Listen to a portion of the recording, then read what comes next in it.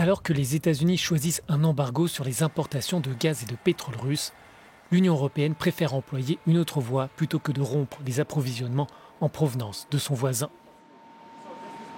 La Commission européenne propose de réduire d'ici la fin de l'année de 2/3 le recours aux hydrocarbures russes. C'est difficile, c'est très difficile, mais c'est possible si nous sommes prêts à aller plus loin et plus vite que ce que nous avons fait auparavant. La Commission a présenté mardi son plan pour rendre l'Union plus indépendante à l'égard des hydrocarbures russes.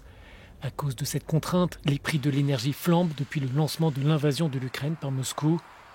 Une large partie de ces coûts seront supportés par les consommateurs. Dès lors, les eurodéputés demandent un plan ambitieux de soutien. Ce n'est pas quelque chose que l'on peut laisser entre les mains des familles. Nous attendons aussi des politiques ambitieuses.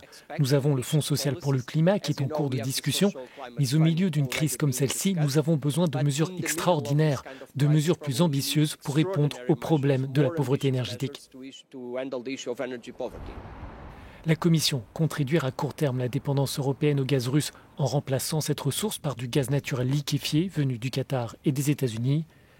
Elle veut rendre obligatoire tous les ans au 1er octobre le remplissage à 90% des capacités de stockage de gaz. L'institution souligne aussi que toutes les options sont sur la table.